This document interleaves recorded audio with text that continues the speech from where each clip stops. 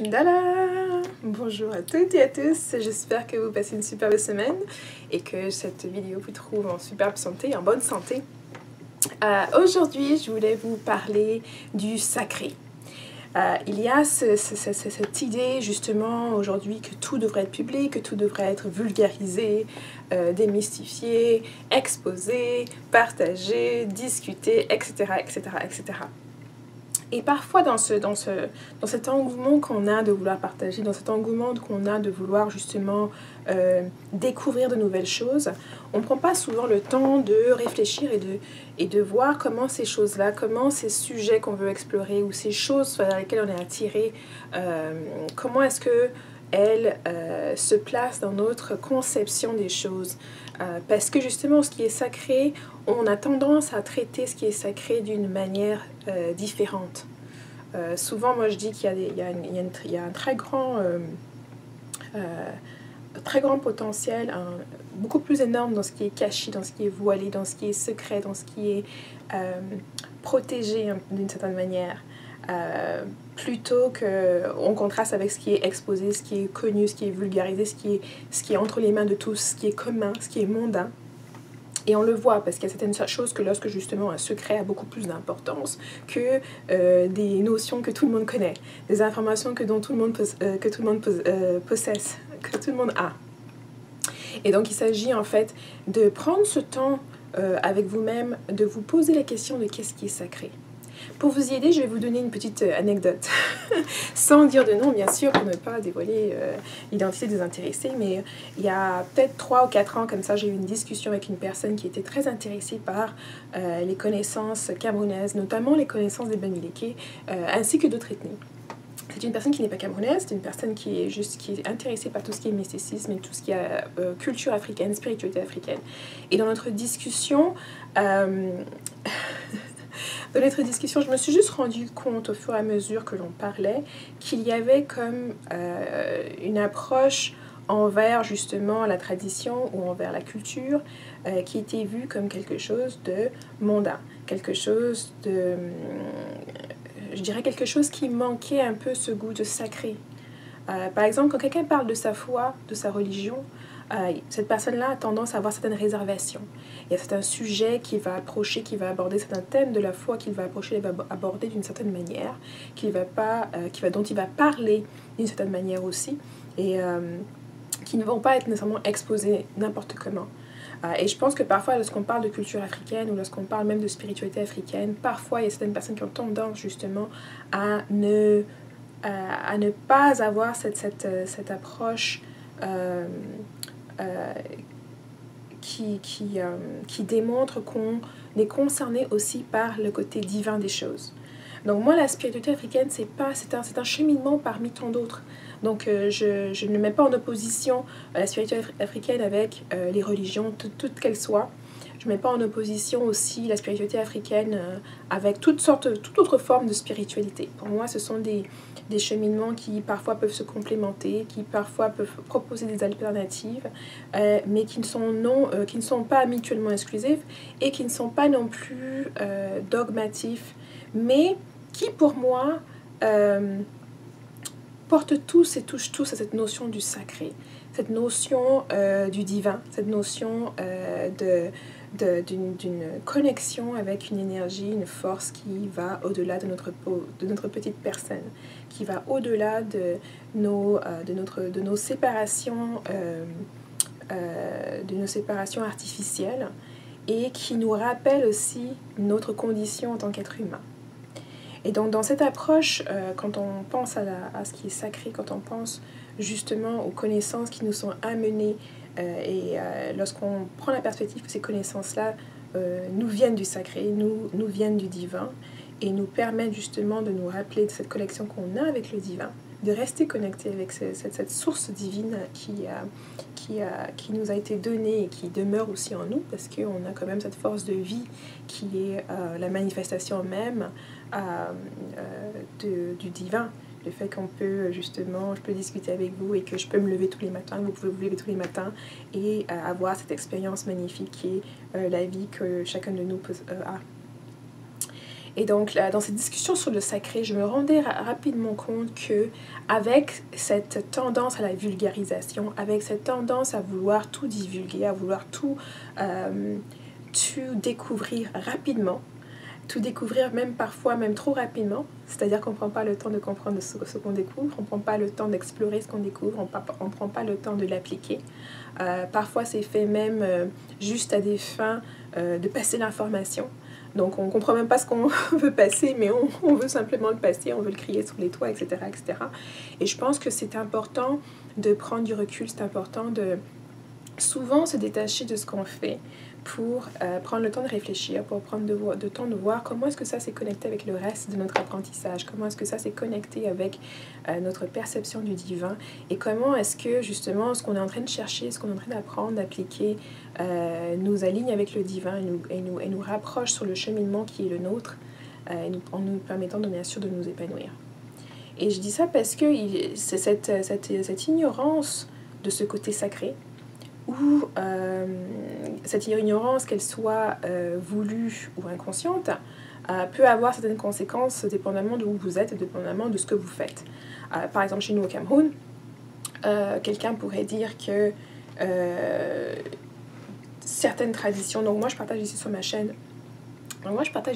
des informations qui me viennent, que j'ai expérimentées, que j'ai cherchées, que j'ai vues, qu'on m'a transmises aussi, et je les partage avec une certaine optique, avec une certaine prudence. Il y a des choses que je ne serais jamais amenée à partager ici ou sur ma chaîne ou de quelque façon que ce soit, parce qu'il y a certaines choses que j'ai expérimentées qui sont juste pour moi, pour mon propre cheminement. Et c'est aussi à prendre en considération de ce qu'on veut partager, parce que j'ai plusieurs messages de personnes qui pensent être appelées sur ce cheminement-là, de savoir est-ce qu'elles aussi elles peuvent partager certaines choses de leur parcours, partager certaines choses de leur tradition. Et moi ce que je dirais c'est, vous pouvez le faire avec conscientisation si vous avez été appelé. Donc normalement si vous êtes appelé à le faire, il y a certaines choses qui vont se manifester avec vous, en tout cas c'est comme ça que ça s'est passé pour moi. Donc c'est pas... ce n'est pas en voyant d'autres personnes partager que j'ai eu comme cet appel de le faire. Ça, je peux vous mettre ça tout de suite de façon claire. Et aussi, lorsque j'ai partagé, c'est avec une indication très claire que c'est pas tout et n'importe quoi qu'on partage sur la place publique. Et je pense que ça, c'est aussi en soulignement de ma vidéo sur les tabous, de savoir qu'il y a un lieu et une place et un moment pour partager certaines choses. Et il y a certaines choses aussi qui ne seront jamais divulguées au grand public, qui ne sont pas pour le grand public. Et c'est pour ça aussi que parfois on est amené justement à devoir faire cette quête. Les choses que l'on veut vraiment savoir, qui nous intéressent vraiment, on doit aller les rechercher. Et ainsi, lorsque nous on les recherche, ces choses-là nous recherchent aussi, elles se présentent à nous, elles se manifestent, elles se montrent. Quelqu'un qui cherche l'amour doit devenir presque comme avoir une reprogrammation de soi, à regarder tous les gestes d'amour qui sont tout autour de façon multiple, et plus on le fait, et plus cet amour-là se manifeste autour de nous, se manifeste de ces mille et une formes. C'est pour dire que justement, il doit y avoir cette quête. C'est pour ça que on ne vous amène pas tous sur un plateau doré. Et ceux qui ont été initiés ou ceux qui sont intéressés par l'initiation dans la spiritualité africaine, c'est par le vécu. On ne va pas vous donner des informations, vous devez avoir des expériences, c'est bâti sur l'expérience. La tradition africaine est bâtie sur l'expérience, non pas sur des théories fictives, plausibles, etc., mais sur le vécu de la personne. Parfois, ce vécu-là peut être aussi à travers des rêves, il peut être à travers justement un nombre d'expériences qui par la suite peuvent être expérimentées en groupe, individuellement, en couple, etc., etc. Mais il doit y avoir cette expérience derrière. Et une partie de cette expérience-là est la quête sur laquelle certains d'entre vous se trouvent. La quête, c'est ce que vous recherchez. Parfois, je pense qu'avec la société moderne, la société de consommation rapide, on a tendance à vouloir juste sauter, bondir d'une chose à une autre. Donc parfois, on peut se retrouver des gens qui vont bondir d'un groupe mystique à un autre, qui vont bondir d'un atelier à un autre, d'une pratique à une autre, en quête, et ça devient une quête incessante de la prochaine chose à apprendre. mais il n'y a pas d'intégration profonde de ce qu'on apprend. Il n'y a pas d'intégration au jour le jour.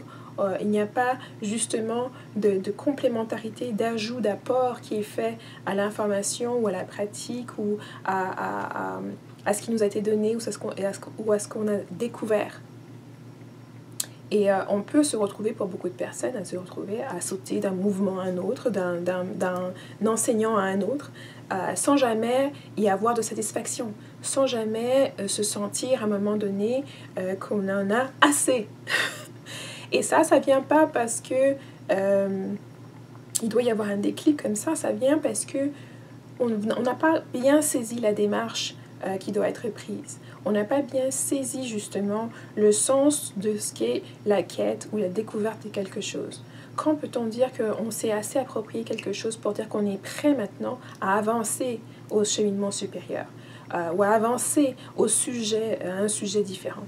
Et ça, je le vois souvent avec des étudiants, avec même dans certains groupes, avec certains mentors que moi-même j'ai, où l'étudiant ou le mentor va dire « Non, tu n'es pas encore prêt pour la prochaine étape ».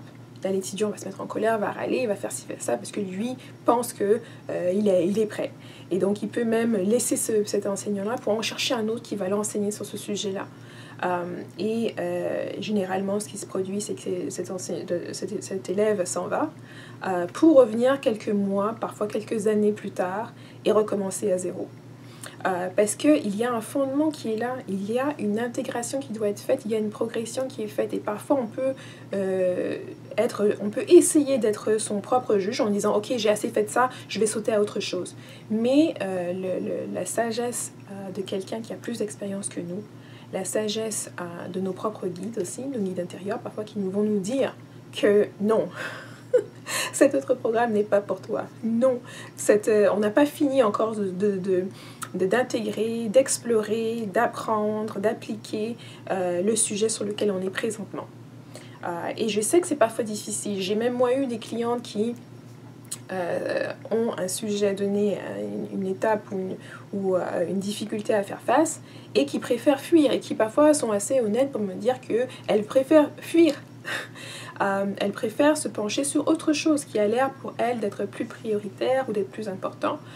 Mais moi, j'ai vu avec le temps que ces choses-là restent les mêmes et qu'on refait plus tard des consultations pour en venir au même sujet. Des fois, des sujets qui se présentent à vous, des situations qui se présentent, c'est pour que vous y fassiez face et vous n'allez pas pouvoir vous dérober ou lésigner ça ou mettre ça sous le tapis.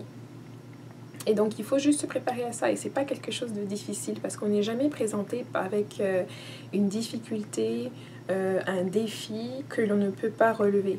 On peut toujours relever les défis qui se présentent à nous.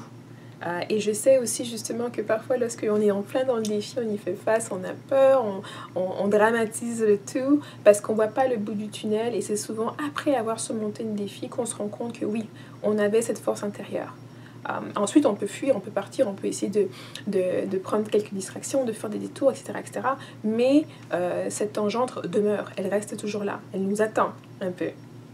Donc moi, je voulais juste vous encourager à avoir souvent cette discussion avec vous-même, à revoir aussi vos valeurs en termes de qu'est-ce que le sacré pour vous, quelle est la place du sacré dans votre vie, parce que il se peut que cette place-là change au fur du temps, au fur et à mesure que vous découvrez des choses, au fur et à mesure que vous avez des expériences. Il peut que cette place-là grandisse, il faut qu'elle rétrécisse, il se peut qu'elle morphe, il se peut qu'elle se va dans un domaine précis, dans un autre domaine, il se peut qu'elle soit complètement imprégnée dans votre vie de tous les jours, complètement intégrée à tout ce que vous faites, tout ce dans lequel vous pensez. Ça peut se passer de façon temporaire, ça peut se passer pendant de longues périodes, mais c'est toujours bon, c'est toujours bien de prendre ces quelques moments pour se demander quel est le rôle du sacré pour moi, qu'est-ce qui est sacré pour moi, comment est-ce que cette notion de sacré je la traduis, c'est-à-dire comment est-ce que ça se manifeste dans mon comportement envers cette chose que j'estime être sacrée. Il y a des personnes pour qui leur temps est sacré, ils ne gaspillent pas leur temps à faire n'importe quoi, ils ont des balises, des désignations de ce qu'ils veulent faire chaque jour par rapport à leur temps, par rapport à leur pratique, par rapport à leur spiritualité ou par rapport à leur religion.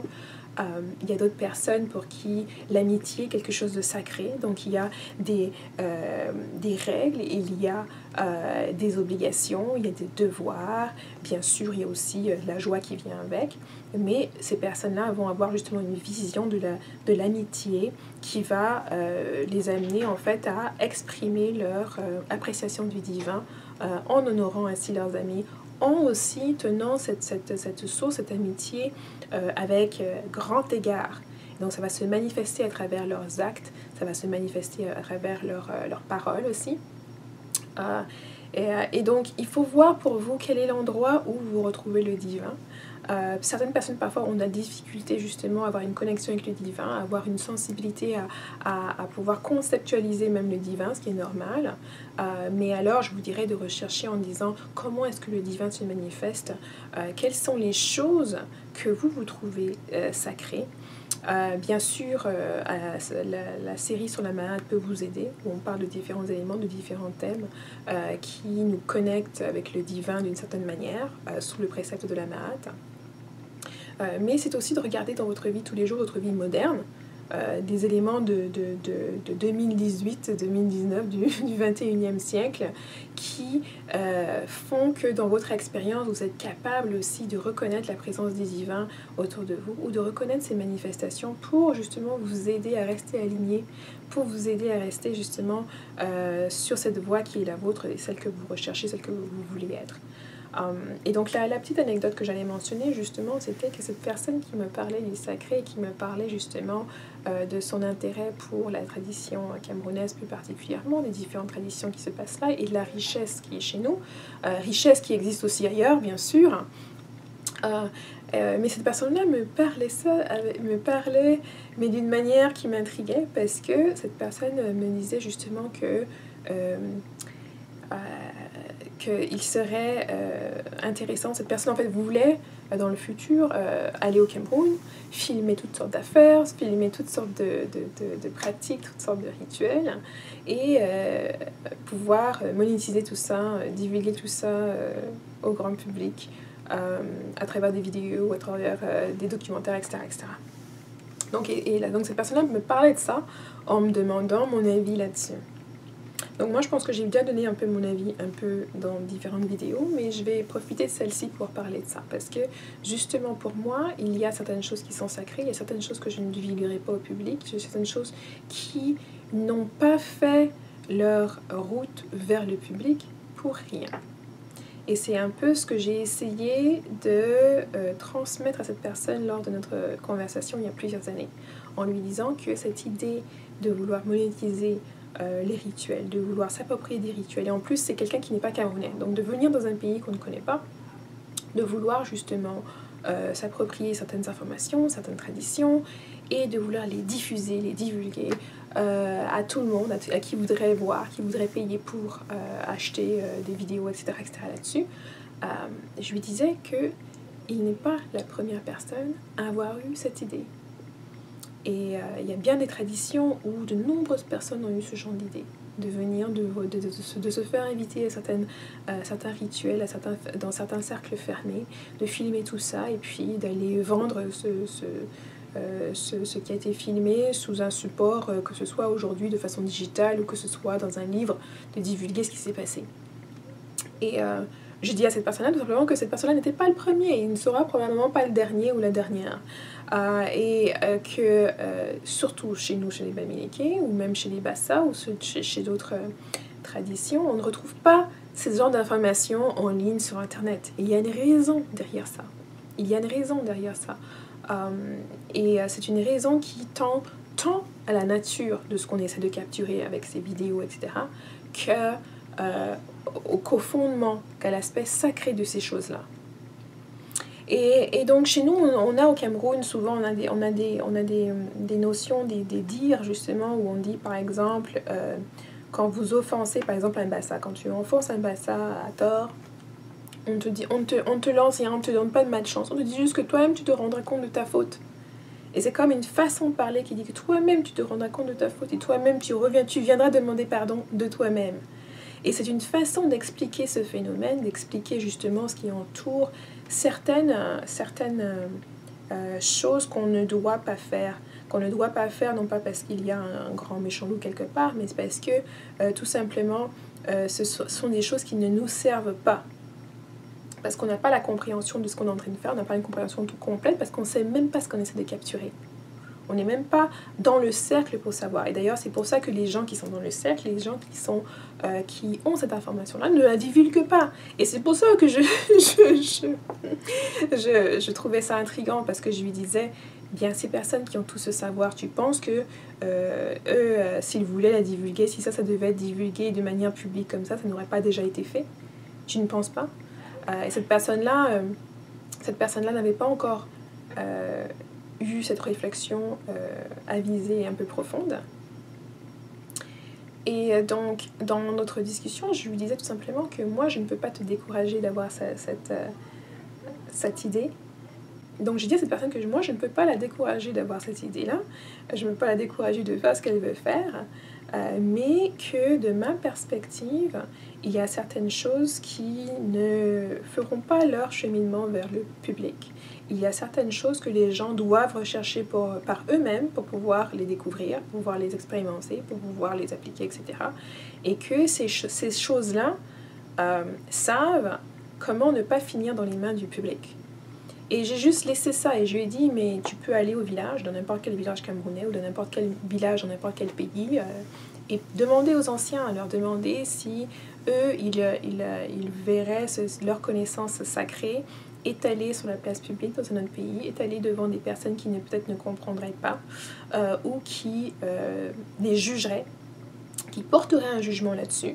Et on sait combien le monde moderne aime juger, aime décider qu'est-ce qui est mieux, aime mettre même parfois des hiérarchies. On se retrouve maintenant avec des comparaisons de différentes ethnies. Et bien que moi, je dis souvent, même à mes étudiants qui viennent de différentes ethnies, qui viennent de différents pays, je leur dis, il n'y a pas lieu de faire des comparaisons ou des hiérarchies. Tous ces cheminements, ces ethnies, ces cheminements et ces ethnies et ces cultures ont un apport unique à faire à l'humanité. Un n'est pas meilleur que l'autre. Donc moi, je ne suis pas sur le paradigme qu'il y a un peuple quelque part qui est supérieur, qui a plus de connaissances que les autres, etc. etc.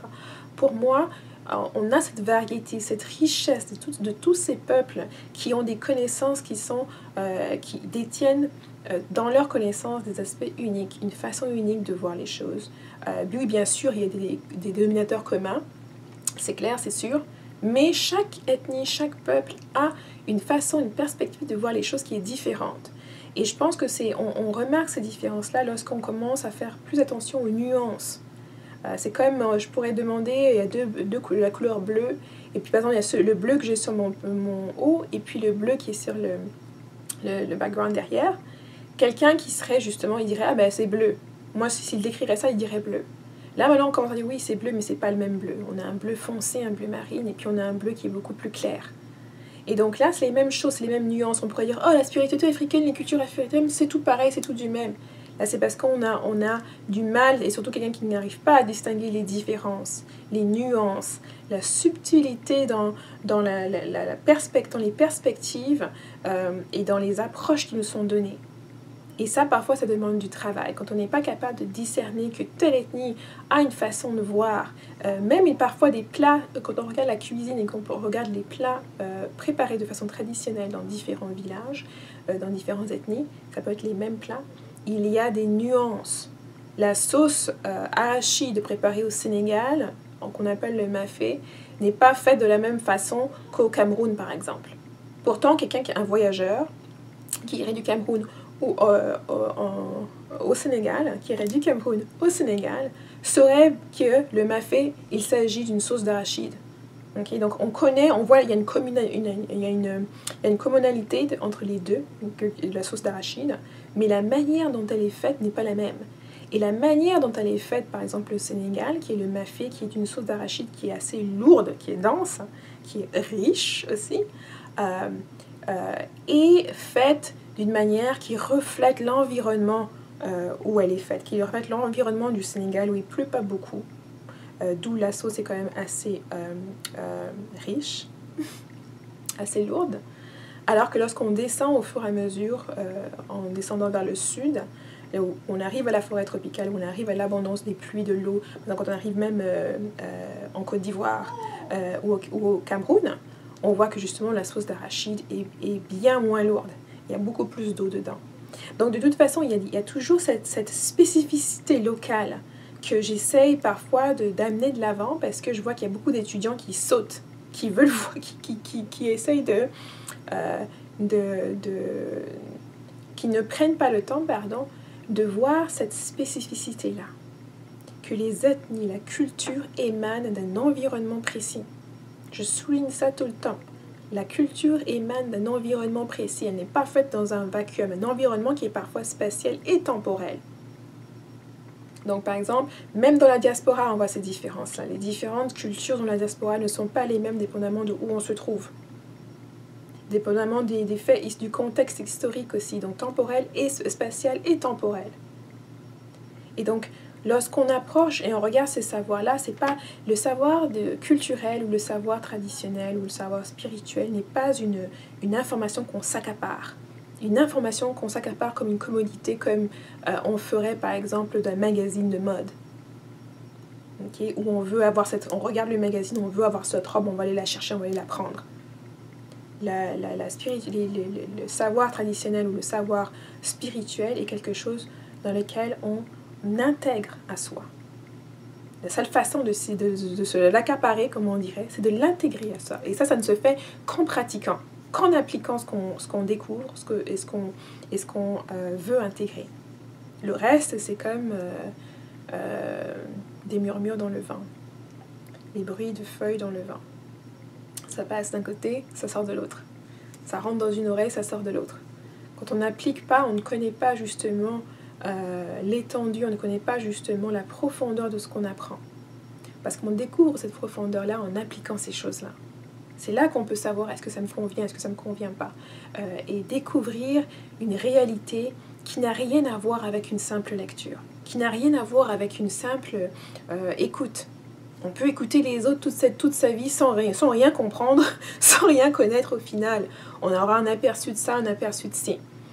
Et ça, on le voit par exemple lorsqu'on parle du sexe. Sujet à Protavo. On a beau vous en parler, vous ne savez pas ce que c'est jusqu'au moment où vous avez cette expérience. La même chose pour la grossesse. On a beau lire des livres sur la grossesse, de lire des livres de comment faire avec les enfants, etc., etc. On ne sait rien jusqu'à ce qu'on commence à pratiquer ça. C'est en appliquant ce qu'on nous a dit, en appliquant ce qu'on connaît, ce qu'on a entendu, etc., qu'on développe maintenant cette connaissance. C'est comme ça que l'information se transforme en connaissance. Lorsque vous commencez à l'appliquer, et bien sûr, elle devient sagesse lorsque cette connaissance est maintenant bénéfique. Lorsque cette connaissance permet maintenant d'acquérir des leçons, d'acquérir justement un savoir-faire, d'acquérir quelque chose qui va être efficient, qui va vous aider, qui va être bénéfique, qui va pouvoir vous faire avancer. Et donc, dans tout ce cheminement-là, la notion de sacré est au centre pour moi. Donc, cette personne, pour revenir à l'anecdote, cette personne, à cette époque-là, était très, très motivée pour faire ce qu'elle voulait faire. Et je vous raconte ça parce que j'ai parlé avec cette personne récemment. Et puis, finalement, toutes ces attendus, ces mesures qui avaient été prises n'ont pas abouti. Cette personne est venue d'elle-même me donner la suite en me disant que oui, c'était peut-être un projet qu'il a décidé d'abandonner. Et bien sûr, on n'a pas eu besoin de se dire pourquoi c'est abandonné, mais je pense qu'il y a une compréhension maintenant qui est entrée, qu'il a eue, qui lui permet de justement comprendre que tout n'est pas une commodité qu'on s'accapare à des fins purement financières. Et c'est pour ça qu'il doit y avoir une responsabilité derrière l'information qu'on partage, derrière les choses qu'on partage avec les gens. On doit les partager avec une perspective, on doit les partager pour une certaine raison. Parce que justement, n'importe qui peut partager n'importe quoi. Et au final, c'est pas forcément utile, ou ça ne vous aide pas forcément à avancer. Et puis, il y a certaines choses qu'on doit chercher pour pouvoir acquérir. Ça ne nous vient pas. C'est la même chose il y a des choses que vous ne pouvez pas savoir à 5 ans, vous n'allez pas comprendre à 5 ans, vous allez attendre bien plus tard pour comprendre, même si vous aviez vu, même si on vous avait dit. Ça va vous prendre parfois une certaine maturité pour pouvoir en fait avoir une compréhension plus englobante de la chose. Donc j'espère que cette vidéo va vous aider à prendre le temps justement de chercher pour vous qu'est-ce qui est sacré, de voir quelle est la place du sacré dans votre vie et de déterminer comment vous allez honorer ce sacré-là dans votre vie de tous les jours. Merci et à bientôt. Bye bye.